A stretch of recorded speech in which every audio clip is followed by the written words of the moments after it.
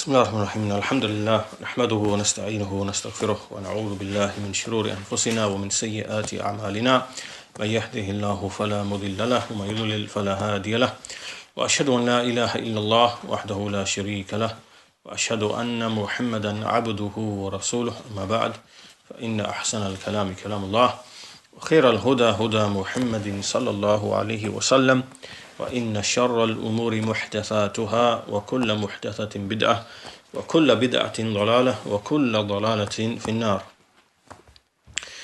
So in today's lesson, in fact we summarized the previous lesson that we had. We looked at 4 or 5 reasons why people went astray in the subject of Al-Qadar, and some of these reasons were a bit general, meaning they can apply to any topic, and some of the reasons were specific to the topic of Al-Qadar. So as a quick recap of some of those reasons, number 1, the first one that we mentioned was that a person leaves the clear explicit texts from the Quran and the Sunnah and goes to the ambiguous verses and makes them the foundation. So instead of making the muhkam verses to be the foundation, they go to the ambiguous verses and make them the foundation. The second is when people try to understand the wisdom in things, meaning in the things that take place from the Qada and Qadar of Allah subhanahu wa ta'ala.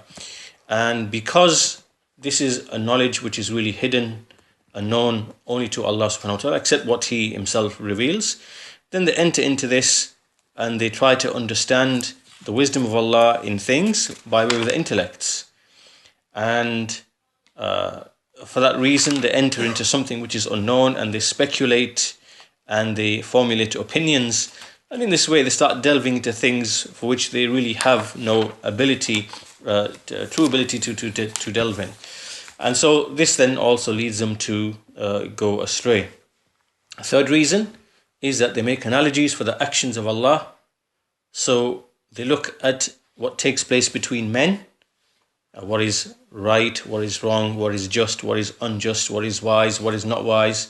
And they look at the actions of men from this perspective, and then they say that Allah's actions, then they treat Allah's actions as if they must be the same, or as if they have to follow the same notions and ideas of justice and injustice. So this is basically making qiyas, making analogies for the actions of Allah with the actions of men, and this is a third reason. And the fourth reason is that they use certain terms, certain definitions of terms, and we mentioned some of them specifically to Al-Qadar, like Al-Istita'a, Al-Taqa, Al-Kasb, and so on and so forth. And they make these words to be the foundation, right? So they have a concept, they have an idea, right? That idea is represented by a word. And then what they do is they make the verses of the Quran and the texts of the Sunnah to agree, they make them fit in with this idea that they've brought themselves, right? So this is a fourth reason.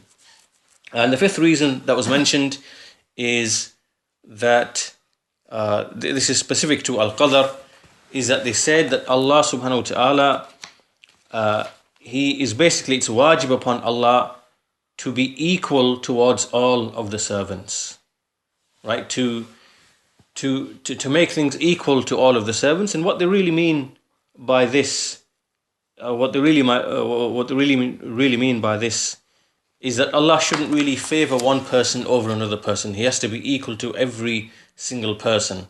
So really this really is similar to the previous one, where they look at the creation and they look at the actions of men and the idea of justice and injustice, and then they basically claim that Allah has to behave in exactly the same way. So in other words, they're saying that Allah can't favor this person by giving him more than that person, and He can't favor that person by aiding him and helping him more than that person. If Allah does so, then Allah's not being equal to all of the servants. He has to give equal opportunity to everybody to act, right? And this is the general idea of what they're basically trying to say. Now, again, they are trying to demand from Allah that he must behave as how they see men behave with justice, right? But you can't question Allah's actions. You can't make demands upon Allah. If Allah wants to favor that person and give him guidance over that person, Allah can do that, because he knows, and there's a wisdom in what he does which we don't know. And if Allah wants to give this one more wealth than that wealth, than this person, Allah will do that, right? So who he favors, who he doesn't favor, all of that is up to Allah, is from his wisdom, is from his knowledge. And what they're trying to say is that, there has to be equal across the board for everybody, otherwise it would be, unjust. So anyway, you can see that these 5 things are the cause of misguidance in the topic of al-qada wal-qadar.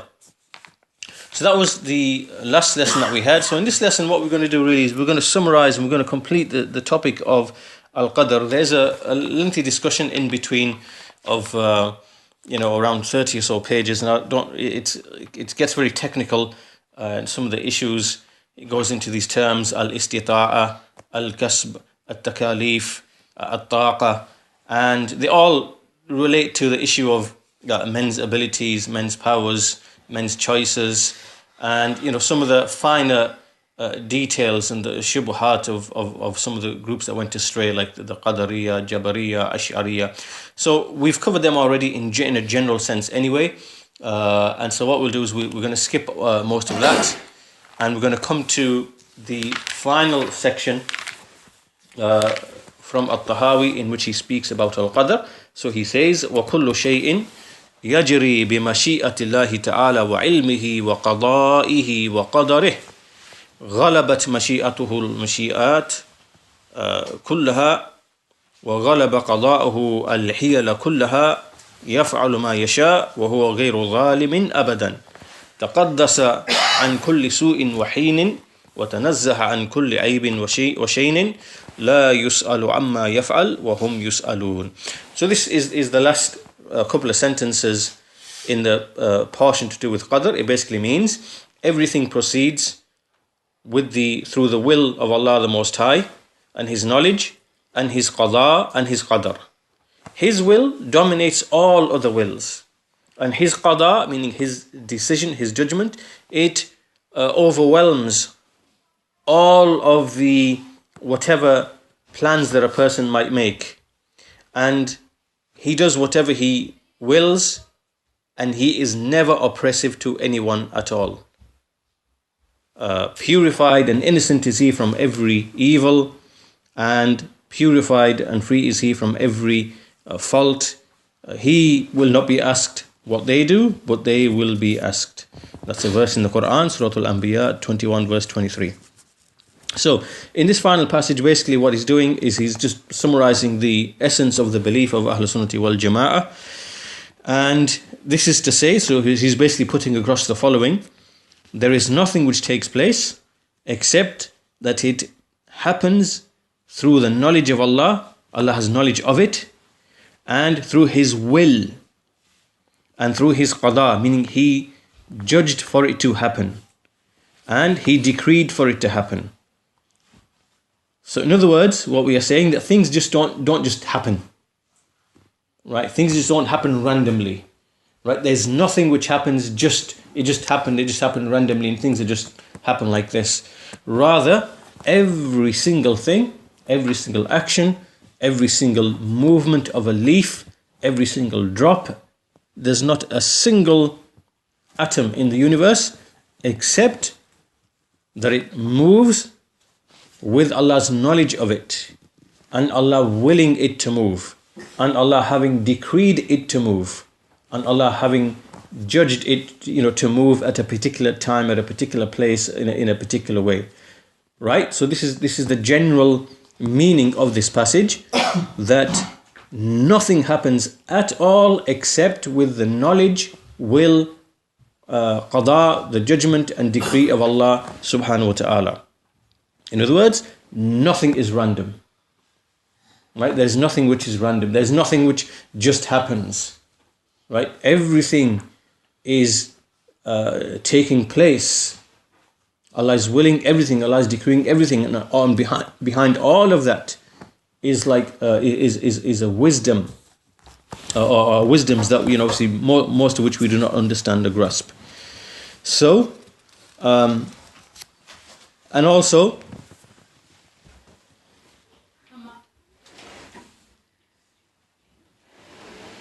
so as we said, things don't take place just randomly, nor do things take place without Allah's knowledge of them. Right? So it's not the case that Allah knows of things after they happen. This is batil, this is false, but they happen in accordance with what Allah has already decreed. So, in essence, what this is really indicating is the 4 levels of Al-Qadar. These are the 4 well-known levels of Al-Qadar. And this is what this passage is really putting across. Even though At-Tahawi hasn't come and said explicitly, these are the 4 levels of Al-Qadar. Allah's knowledge, Allah's writing down, Allah's will, and Allah's creating. Even though he hasn't come and said, these are the 4, but they are indicated in his words. Right? So the 4 levels of Al-Qadar are, number 1, that Allah has knowledge of every single thing. So At-Tahawi clearly mentioned ilm in this passage. Second level is that Allah subhanahu wa ta'ala, he wrote everything, which is the taqdir. The taqdir. And so he mentioned the word qadar here as well. And then the third level, which is the mashi'a, the will of Allah subhanahu wa ta'ala. Again, he mentioned that as well. He mentioned the غَلَبَتْ مَشِيئَتُهُ الْمَشِيئَاتِ كُلَّهَا. So the third level of al-qadar is mashi'a, Allah's will. The fourth level, of course, is Allah creating the khalq of Allah, Allah creating the actions of the servants. And so this At-Tahawi also mentioned in an earlier part in this passage, وَأَفْعَالُ الْإِبَادِ خَلْقُ اللَّهِ. The actions of the servants are created by Allah. So, even though he didn't say textually, the first level is knowledge, the second level is writing, is the kitaba, the third level is Allah's will, the fourth level is Allah creating. Nevertheless, we find that these 4 levels are mentioned within his speech.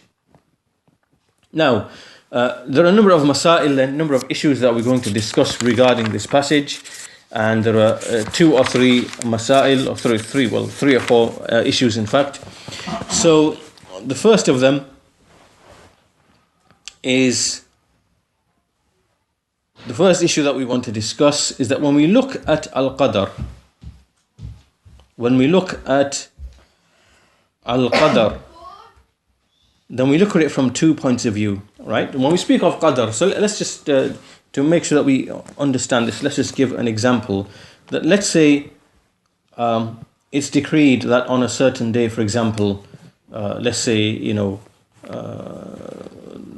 the first of Dhul Hijjah 1437 or something, that is, Allah has decreed that a certain number of children will be born upon the ard, right? So that's, let's say that this is from the taqdeer of Allah subhanahu wa ta'ala. So when we look at this event, and this would apply to every single event, right? We're just using this as an illustration, right? So when we look at this event, we can look at it by looking at it from 2 angles.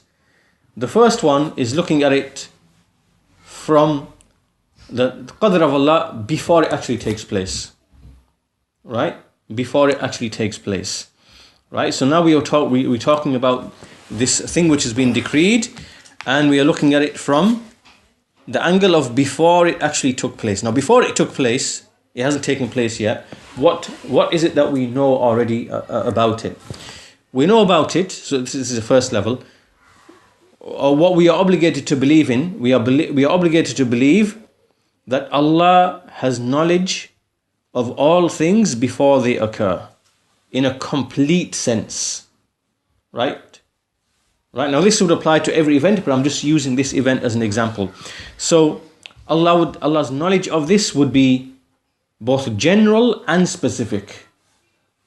It's general and specific. It is detailed and general, right? So he knows all of the general things, the universal things, and he knows all of the particular things, right? So in this case, we would say, we would be obligated to believe that in Allah's eternal knowledge, His perfect attribute of knowledge, Allah knows that there are going to be a certain number of children born on the day or the night of, which is the first of Dhul Hijjah 1437 according to our reckoning.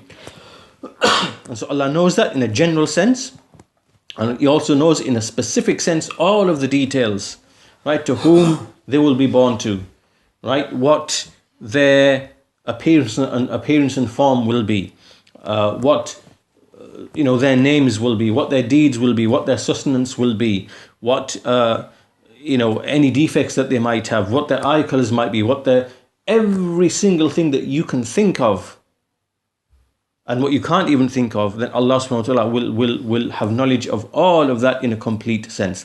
So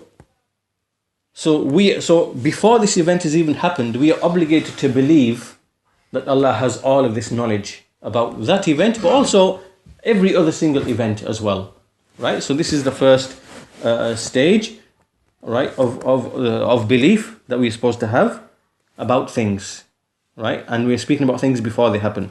The second thing that we are supposed to believe is that Allah wrote all things down before He created the heavens and the earth by 50,000 years. So in this example that I've mentioned, it is written in the Lawhul Mahfuz, right? So this is what we have to believe, and we have to believe before this event is even going to take place, which, as I said, in this scenario, it's going to be the first of Dhul Hijjah or Dhul Qada 1437, right? So we are obliged to believe that every single one of those children that are to be born on a day, those details are already written down in the Lawhul Mahfuz. They are written down, those details are written down, and the evidence for this is the statement of the Messenger of Allah sallallahu alaihi wasallam, قدر الله مقادير الخلائق قبل أن يخلق السماوات والأرض ب50 ألف سنة وكان عرشه على الماء. Allah decreed the decrees of the creation before He created the heavens and the earth by 50,000 years, whilst His throne was above the water. So قدر الله مقادير, this means Allah wrote in the Lawhul Mahfuz before He created the heavens and the earth by 50,000 years. Now, what we are speaking of here, these two things, Allah's ilm, Allah's knowledge, and the writing down of the decree, this relates to things before they even occur, right? Right, because Allah's knowledge of those things are before they occur, and Allah writing down the decrees of things are obviously 50,000 years before He even created the heavens and the earth. So these two steps of Al-Qadr, they come before the thing which is Maqdur. Maqdur meaning decreed, or Muqaddar, same thing, meaning decreed. Right? These two things happen before the Maqdur or before the Muqaddar, before the thing which is decreed. Right? And this is how we have to have faith in those two things. Right? Now the second level, the second set of two things, so that was the first set of two things, Allah's ilm, Allah's kitaba, Allah's knowledge and Allah writing down, right? And they happen before the decree takes place, before the event takes place. Now the next set of two levels, they are what are we obliged to believe in when it actually takes place. Do you understand? Right? So the previous two things were to do with before they take place. Now we are speaking about when, at the point that it now takes place. So let's say now it's the first of Dhul Hijjah or Dhul Qa'da of 1437. We are entering into that day now, right? And that year. And so what we have to have faith in now is we have to have faith that the servant's will in those things taking place, meaning that there's going to be a certain number of children born, right? Obviously they were born to parents, weren't they? Yeah. And the servants, they had a role.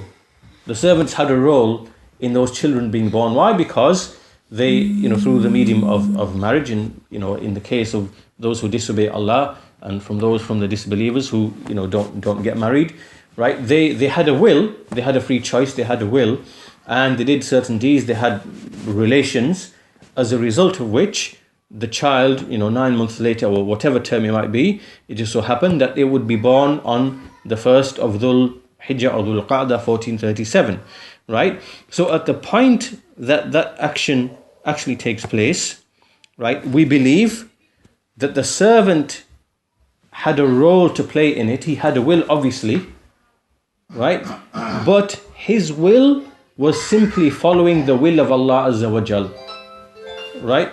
His will was simply following the will of Allah Azza wa Jal. And whatever happened was something that Allah decreed to happen, and it was going to happen, right? And if Allah decreed it to happen, nothing else could have happened, right? And that's why Allah says in the Quran, وَمَا تَشَاءُونَ إِلَّا أَن يَشَاءَ اللَّهُ رَبُّ الْعَالَمِينَ, that you do not will except that Allah, the Lord of the worlds, wills. Right? So the point that I'm making now, maybe in this example, to illustrate this point, the issue, the example of the children being born is not the best example. But let's say another example. Let's say that Allah's decreed on in a certain time, let's say tomorrow, for example, that someone is going to do an act of charity. Right?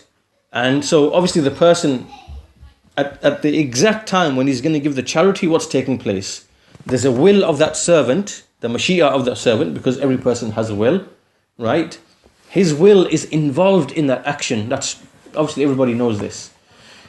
But at the same time, his will is only following the will of Allah Azza wa Jal, because Allah willed that this servant is going to give charity. That's why this action is actually taking place, right? Right? So in other words, whenever anything happens, at the time that it happens, we have to believe that obviously the servant had a will, but his will is only following the will of Allah. Right? In other words, that action is happening because Allah is willing it to happen right now. Allah willed it to happen. Allah wanted it to happen. Allah decreed it to happen. Right? And so Allah decreed it previously, but at the point that it's going to happen, He now wills it to happen. Yeah?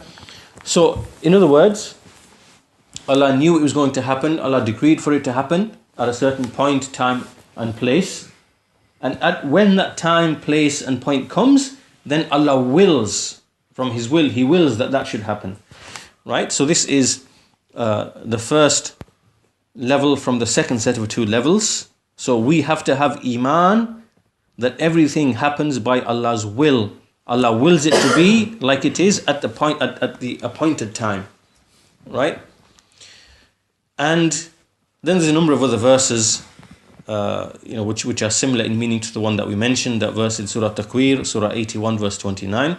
And then the second level is that nothing happens except that Allah Azza wa Jal is the one who decreed and created that action to take place. Right? He's the one who created this action. He's the creator of every single thing. Even the movements of the servants, all the movements that they do, that they make, they're walking, they're talking, they're sleeping, they're praying, they're fasting, they're eating, they're drinking, their happiness, their sadness, their kindness, their every single action of the servant, his movements, his motions, his speech, all of that is something that Allah creates. Right? It is a creation of Allah at that point in time. Right? So the point being is, let's say a servant, for example, he, as we said, he takes some money from his pocket and he goes and gives it as an act of charity to some poor needy person. Right? This action that he's performing, at the time that he's performed it, is something that was created by Allah. Why is it created by Allah? Because Allah is the creator of his body, the creator of his hearing, the creator of his seeing, the creator of his mind, his brain, his heart, his soul. Right? He's the creator of his ability to choose. Right? So everything that servant does is in fact a creation of Allah Azza wa Jal. Right? So now notice that these two steps, the second two steps, they are at the exact time that the decree is taking place. Whereas the first two steps were before it actually takes place. Why? Because it's in the ilm of Allah, in the knowledge of Allah, before He even created the creation. And then it's written down in the Lawhul Mahfuz before the creation is even being created. Right? So we have to have iman in these two things, and these two things are before the actual decree is taking place. And as for when each and every single decree takes place, then at that point in time we are obliged to believe in everything that we experience, that we witness, that everything that this thing happened because Allah willed it to happen, right? And Allah created that occurrence, that event, that action, that behavior, whatever it was that, Allah created it, there and then, because He is the creator of all things, and also the things that come from the things that He created, from humans or whatever else, right? So this is the first issue, that this is what we are obliged to believe in with respect to the 4 levels of Al-Qadr. 2 of them are before the thing which is decreed, and 2 of them coincide. They are at the same time as the thing which is decreed. So in other words, what this is telling us, that whenever we look at anything, any event that's taking place, so let's just give an example of, an atrocity that's been committed, or some terrorist act that's been committed, or whatever else it is, right? So what are we obliged to believe about that one event, right? And this is the same for every single event. We are obliged to believe that Allah knew it from eternity, that Allah wrote it down, decreed it, and so these 2 steps come before the thing actually happened. And as the thing happens, we believe that Allah willed that thing to happen right now, and everybody else's will is following His will, and that He is the creator of all of those actions that are taking place, whether they are good, whether they are bad, whether they are evil, whether they are beneficial, whether they are harmful, and that's irrelevant. But Allah brings about these things for a wisdom that He knows, and maybe we may not actually understand. So all these things come together, these 4 things come together in every single event that is taking place in this dunya, because everything is by the Qada and the Qadar of Allah Azza wa Jal. So this is how the Shaykh here has illustrated these 4 levels of belief in Al-Qada wal-Qadar. And so now there's an issue here then that we'll quickly talk about, which is these 2 words, Al-Qada and Al-Qadar. What is the difference between these 2 words? What is the difference between these 2 words of Al-Qada wal-Qadar? The Shaykh says that which is most correct after looking at all of the evidences is that whenever we use the word Qadar,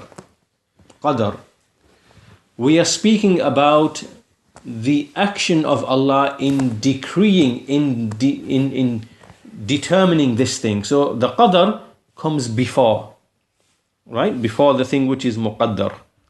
Right, so Qadar is referring, so for example, Allah decrees that, so and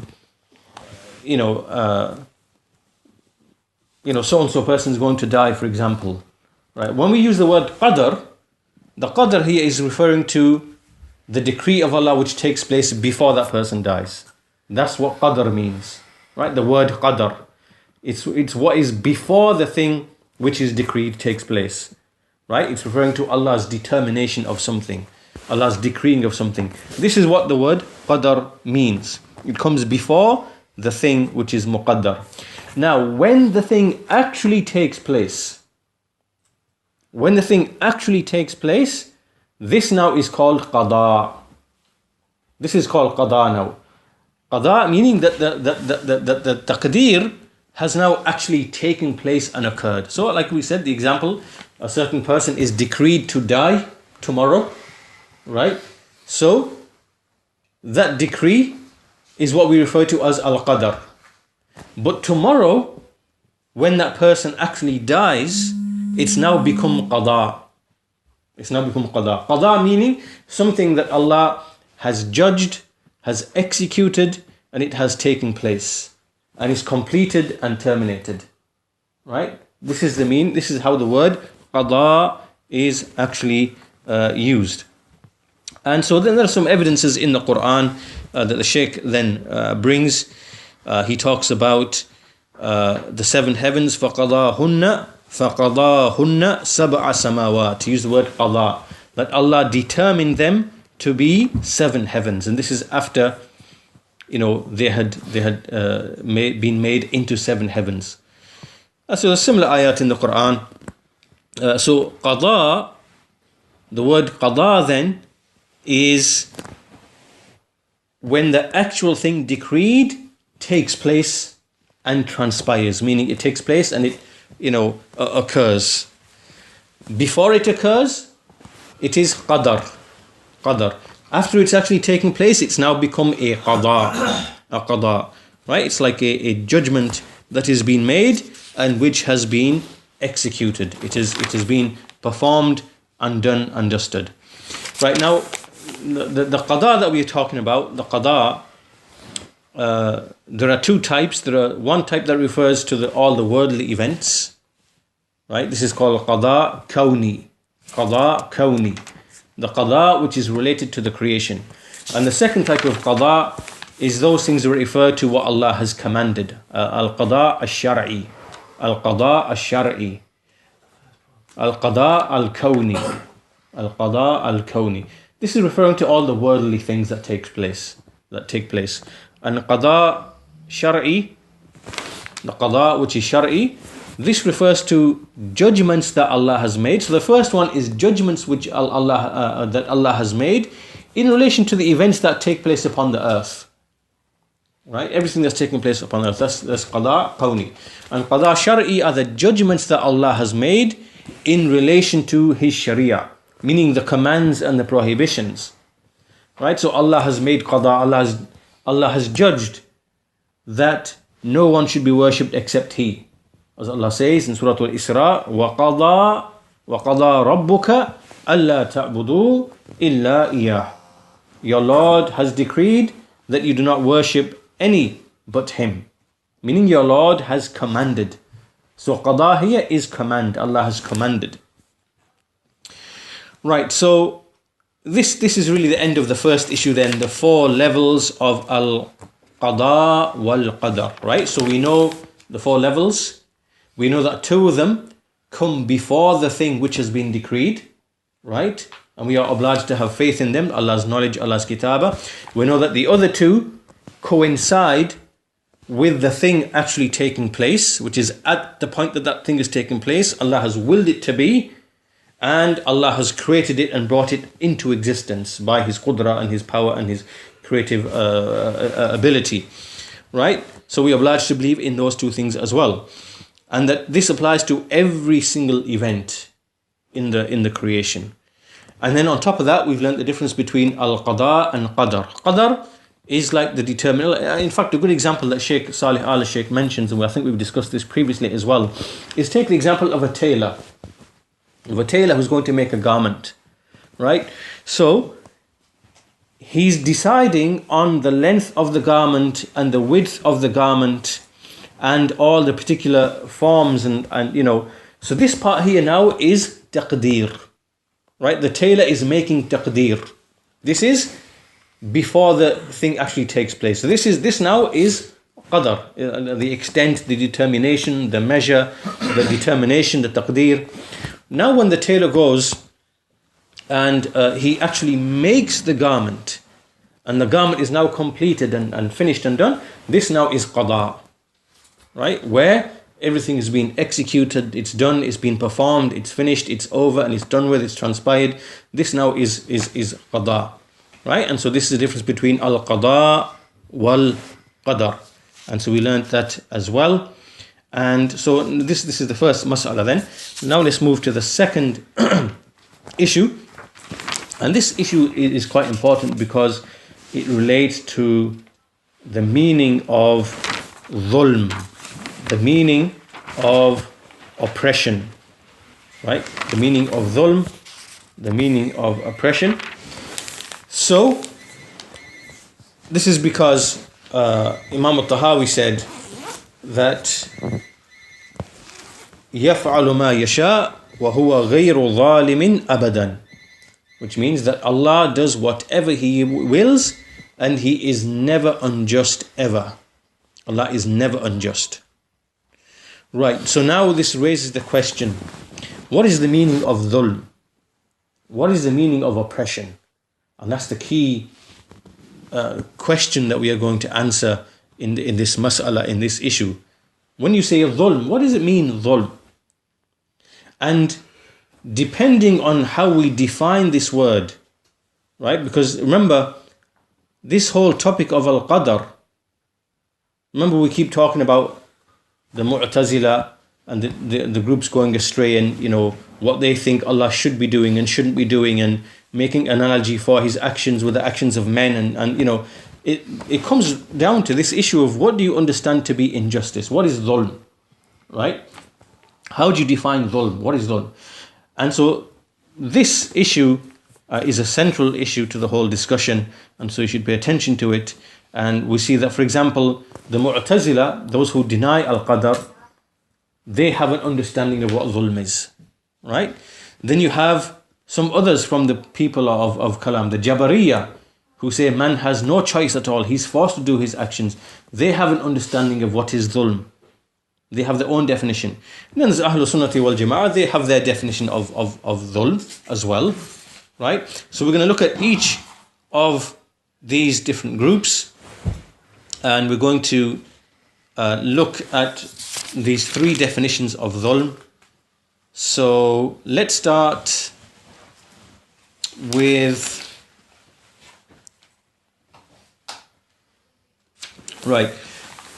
let's start with the first group, or let's start with we start with the Ash'aris first, right? So this is the Mutakallimun, the Ash'aris, they are the Jabariya. They are the Jabariya. And basically what they are saying is that dhulm, oppression, as it relates to Allah Azza wa Jal, is whatever is impossible for him to do. Right?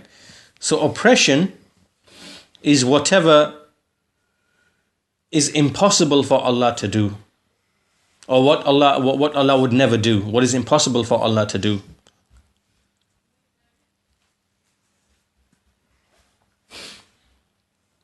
Right? So, in other words, what they are saying here, that Allah can never ever commit injustice. Right? And injustice refers to everything that actually is impossible for Allah to do to begin with. Right? Now,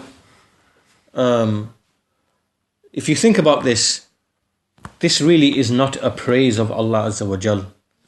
Right? Because let me give you an example. If something is only praiseworthy where if you have the ability to wrong someone,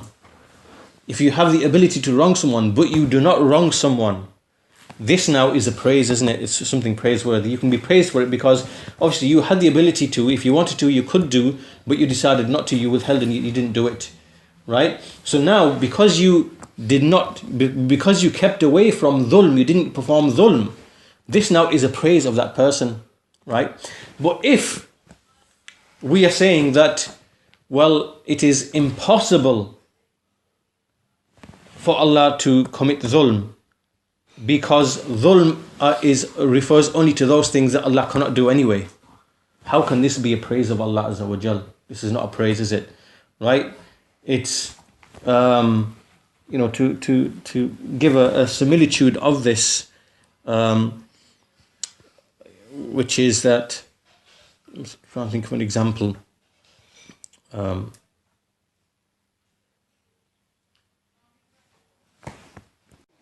Like, for example, a person who is blind, right? A person who is blind, let's say he's blinded for life, it's impossible for him to see, right? So if this person was to avoid looking at the haram, how can this be a praise for the blind person? Is this a praise for that person? Because it's impossible for him to see what is haram to begin with, right? It's impossible for him to see what is haram. So it can't be said about him, oh, well, if he keeps away from what is haram, it is praiseworthy for him. Because it doesn't make sense. It's completely irrelevant, right? His qudra, his inability to see, the fact that he can't see, has got nothing to do with the issue of oppression and wrongdoing or whatever else. Right? It's irrelevant, and it's not a praise for us to say, mashallah, this person, he lowers his gaze and he doesn't look at things which are haram, because that's impossible for him to do that to begin with, right? So what they are saying, the Ash'aris, what they're basically saying is that dhulm is anything which is impossible for Allah to do. So how can that be praiseworthy? If it's impossible for him to do it, how can it actually be praised? Because how can you be praised for something that's impossible for you to do to begin with? It doesn't make any sense, right? But that's generally, in a general sense, that's basically what they are saying, what oppression is. Oppression is whatever is impossible for Allah to do. This is incorrect, right? This is incorrect. This is not the correct definition of oppression. Now, the second is the Mu'tazila.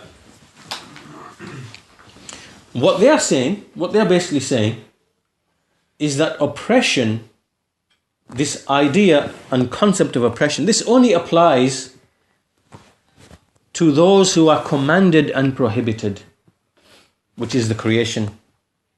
Right? So they are saying the same thing. They're saying it's impossible for Allah to be unjust. Do you get it? Like the Ash'ari say it's impossible for Allah to be unjust. But can you see the angle from what they're saying it? They're saying it from the angle that oppression are those things which Allah cannot do. It's impossible for him to do them. That's what oppression is. Right? So and it's impossible for Allah to commit oppression. The Mu'tazila are saying it's impossible for Allah to commit oppression. Why? Because oppression can only be done by those who are commanded and prohibited. Right? Meaning the creatures, us. Oppression can only come from us. Why? Because Allah commands us, we don't follow those commands. Allah prohibits us, we don't keep away from those prohibitions. So therefore we have now fallen into oppression. Yeah? So oppression only applies, or can only come from those who are commanded or prohibited. Did you understand that? Yeah? Right? So in other words, they are saying Allah can't be unjust. Allah can't be oppressive. Why? Because He's not commanded by anybody. He's not prohibited by anybody. Do you understand that point? Yeah? So they are saying that this is the meaning of oppression. Oppression only refers to those who are commanded and prohibited, and they do not follow the commandments or keep away from the prohibitions. As for Allah Azza wa Jal, because He's not commanded, He's not prohibited, then oppression does not apply to Him. Right? It's impossible for Him to oppress anybody, to wrong anybody. Right? And so this is basically what they are saying. And there are certain ahadith which clearly refute them. This saying is clearly false. Right? So by way of example, we see in the hadith reported by Muslim, and it's also in An-Nawawi's 40 hadith, Ya ibadi, inni harramtu dhulma ala nafsi, wa ja'altuhu baynakum muharraman fala tadhalamu. O my servants, I have made a dhulm, I've made oppression unlawful upon myself. I've made it haram upon myself. So you see here, Allah has made something unlawful upon Himself, and I've made it haram upon you. So do not wrong yourselves. There's one hadith, yeah? And so that's refuting from the angle of prohibiting it from Himself. Yeah. So Allah enjoins things upon Himself. You know, Allah has enjoined mercy upon Himself. Yeah? Allah has enjoined mercy upon Himself. And Allah has prohibited oppression from Himself. So Allah is commanded and prohibited, but by whom? By whom? By Himself. Allah has made something obligatory upon Himself, or unlawful upon Himself, which is oppression, and Allah has made something, Allah has written something upon Himself, which is to show mercy. Right? So this argument of theirs is incorrect, because Allah is also commanded by Himself. Only He can enjoin things upon Himself. Nobody else can do that. Only Allah can enjoin things upon Himself and make things unlawful upon Himself. So this definition of dhulm that the Mu'tazila are thinking of is incorrect, right? Because it's not just the servants who are commanded by Allah. Allah, enjoins things and prohibits things upon Himself as well. So anyway, this is the first hadith, and the second hadith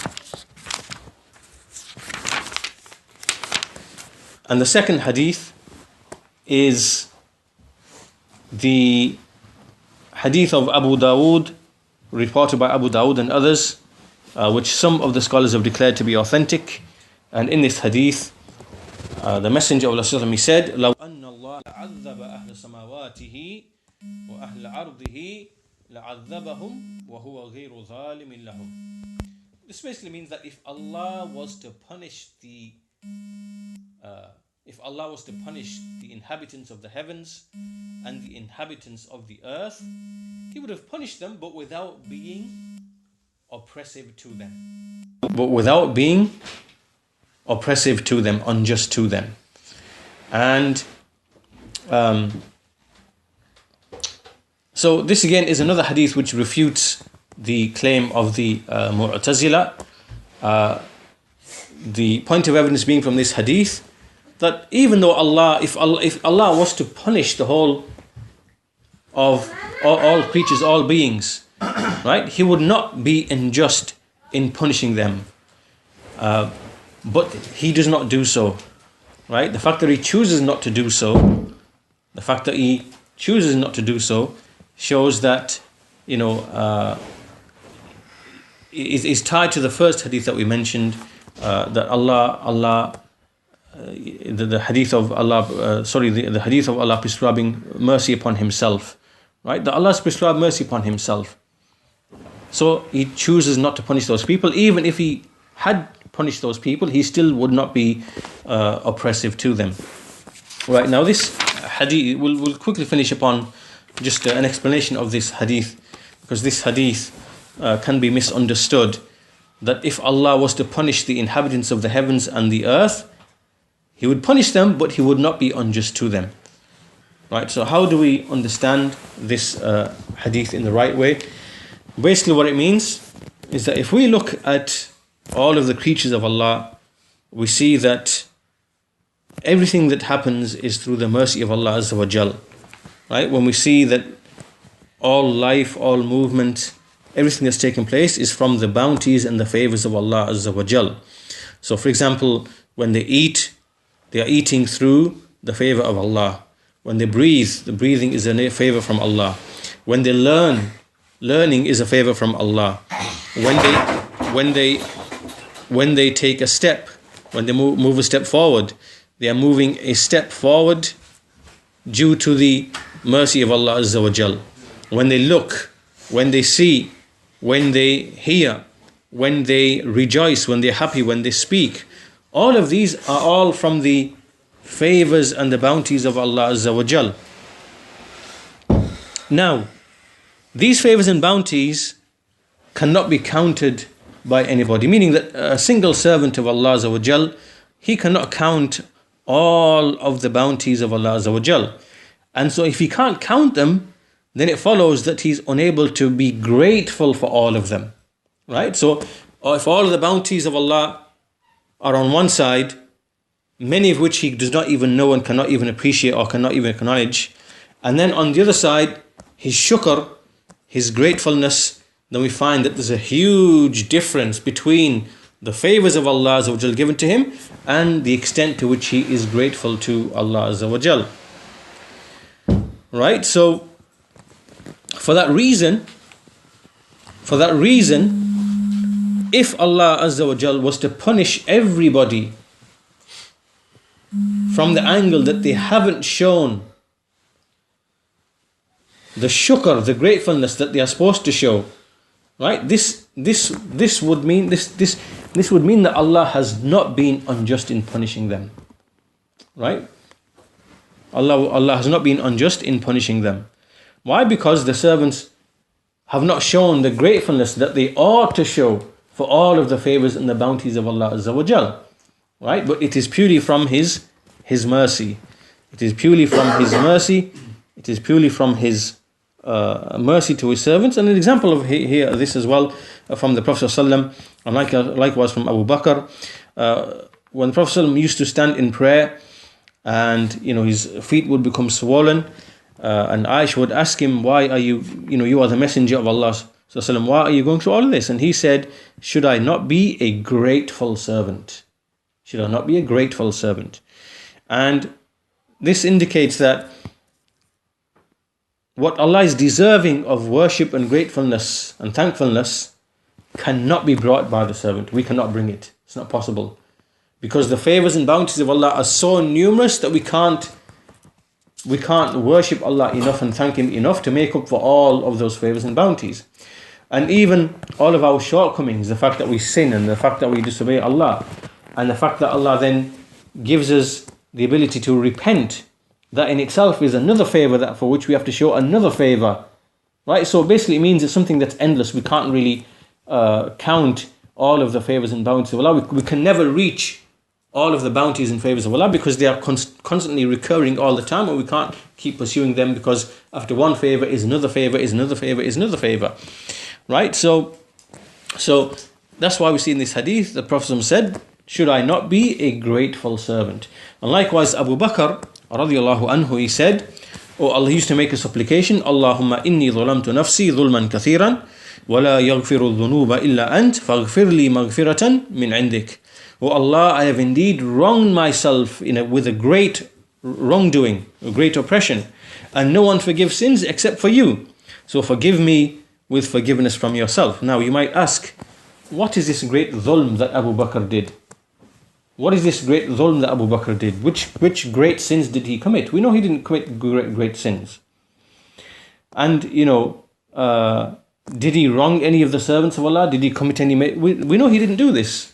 But why is he referring to this dhulm, that I have wronged myself with a great amount of dhulm? It is because of shortcomings, falling short in shukr, in the... he feels that he felt short in being grateful for the bounties and favors of Allah. That's why he sees from himself a great amount of dhulm. But we know that Abu Bakr was the most righteous man on this earth after all of this ummah, after the Prophet ﷺ, and after all of the prophets and messengers. And we know that, from what we know from him, he was the greatest in following the messenger, in loving the messenger.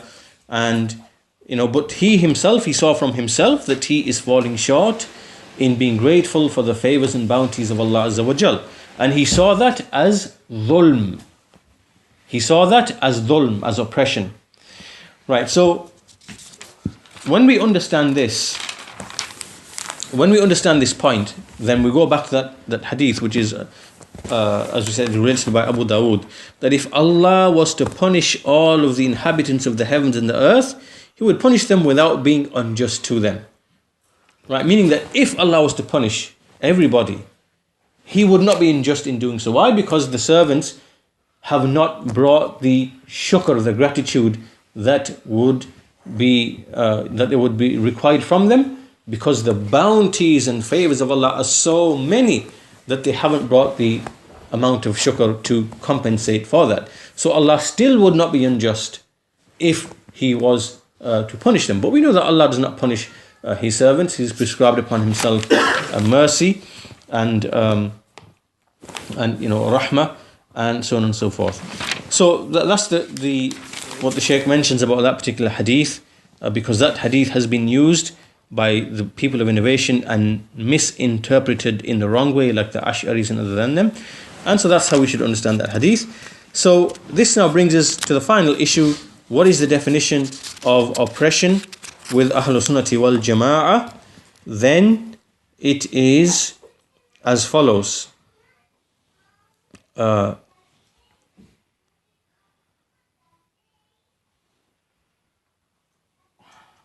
It is to put things in other than their proper places. Dhulm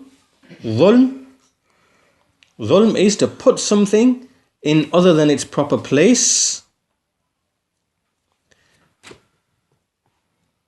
which, where they ought to be put. To put things in other than the places where they ought to be put. Which follow on from wisdom, right? So if we look at what adl means, it's the opposite of adl. Adl, justice, means to put something in its proper place in accordance with the wisdom of Allah Azza wa Jal. Right? This is adl. as it relates to Allah Azza wa Jal. To put something in its proper place, to put something in its correct place, in its proper place, following the wisdom of Allah Azza wa Jal. Right? And so oppression, dhulm, is to put something in other than its proper place, in which it would be following the wisdom of Allah Azza wa Jal. Right? Is that clear?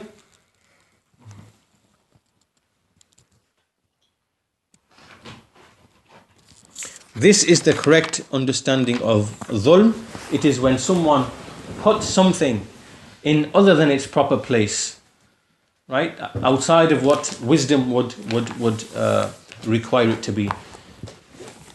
So Ahlul Sunnah, what they say, that this is the meaning of dhulm, and Allah subhanahu wa ta'ala never ever commits any dhulm, because He always puts everything in its proper place, which follows on from His wisdom. Now let's give some examples. Let's say this person called Abdullah, he becomes misguided. He's misguided by Allah Azza wa Jal. Right? Now why was this person misguided? Well, this person didn't desire guidance. In his heart there wasn't a desire for guidance. He didn't cling hold and fast and want to be guided. So Allah Azza wa Jal made him misguided through whatever means. Maybe through shubahat that came to him, maybe through calamities that came to him, and so he left the guidance or whatever, right? So this person now become misguided. Allah has not been unjust to this person, but Allah has put things in their proper places in accordance with His wisdom, right?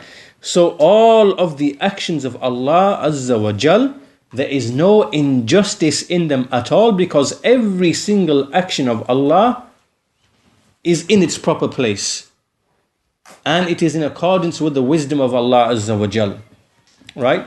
When we understand this to be the meaning of dhulm, when we understand this to be the meaning of dhulm, of oppression, then we can see clearly that in the actions of Allah Azza wa Jal, we can understand all of the actions of Allah Azza wa Jal in a very simple, clear way.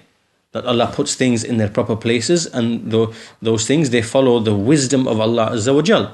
And that's it. There's no such thing as making certain actions impossible upon Allah. There's no such things as dhulm doesn't apply to Allah because He's not commanded or prohibited, like what the Ash'aris and what the Mu'tazila, like their two sayings. Now we have a clear, simple understanding of what dhulm is, and how Allah is free from dhulm. Right, so Allah does not wrong anybody at all. And so, as I said, that depending on how you define dhulm, how you understand dhulm, this will lead you to either the right or the wrong understanding of certain issues in al-Qada wal-Qadar.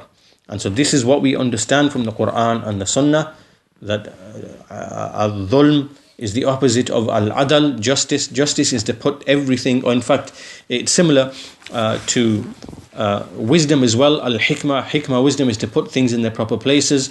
And al-adal, likewise, is to put something in its proper place. Its opposite is dhulm, to put something in other than their proper places, to put something out of its proper place. And so with that, it answers a lot of the questions to do with al-Qada wal-Qadar. And it opposes what some of the sects of innovation like the Ash'aris and the Mu'tazila, what they say. And so this really brings us to an end of our discussion of al-Qada wal-Qadar. And we move next to other miscellaneous issues that At-Tahawi mentions, that will start inshallah ta'ala in the next lesson. So if there are any questions on anything that we've discussed today, basically we've gone through the 4 levels of al-Qadar. We've discussed the difference between the terms al-Qada and al-Qadar. We understand that difference. Now we looked at the issue of dhulm, what is dhulm, and how dhulm is understood or misunderstood by some of the groups like the Ash'aris and the Mu'tazila. 2 wrong definitions that they bring, and the correct definition from Ahlul Sunnati wal Jama'ah, and how that resolves and solves many of the shubuhat or misconceptions or doubts in relation to the topic of al-Qadar itself. And so these are the 3 main issues that we discussed in today's lesson. That brings us to an end to the topic of al-Qadar in general, and we'll start with a fresh topic inshallah ta'ala in the next lesson. So any questions on any of that today? Anything unclear? Yeah, you know that the two types of Qada. There was Qada al-Kawniya. What was that one again? Al-Qada al-Kawni Yeah, is that Allah makes things happen and makes decisions about things that happen and take place in the worldly sense, right? So everything that's happening in the world, in the universe, and anything that moves, anything that falls, anyone that speaks, anyone that dies, anyone that is born, every single action, all of this is Allah's willing and decreeing that to happen before it happened, and then He's making qada, that He's making it happen, so it actually happens and it's taken place. This is al-qada al-kawni, right? Everything that relates to the creation. That's the first one, right? Al-qada al-shar'i is more from the angle what Allah commands and prohibits, because the word al-qada can also be like a judgment. You made a judgment, right? So Allah has made the judgment that no one is to be worshipped except Him alone. This is what Allah has judged. What it means here is this is what Allah has commanded. In this sense, it might or it might not take place. Do you understand? In this sense, Allah says, worship me alone. But whether the servants do that or do not do that, it may or may not take place. Right? So the qada shar'i is something that does not always take place. It's something that Allah likes and wants to happen, but it may not happen. Right? Because of of wisdoms that Allah knows. But as for the qada kawni, that will always happen. Yeah? That will never ever not take place. It will always take place exactly as Allah has decreed. So if Allah wills that to be guided, He will be guided. If Allah wills this one to be misguided, He will be misguided. If Allah wills for that one to be born, He will be born. That one to die, He will die. Right? That one to be wealthy, that one to be in poverty. All of this, it will definitely take place. That's the difference between the two.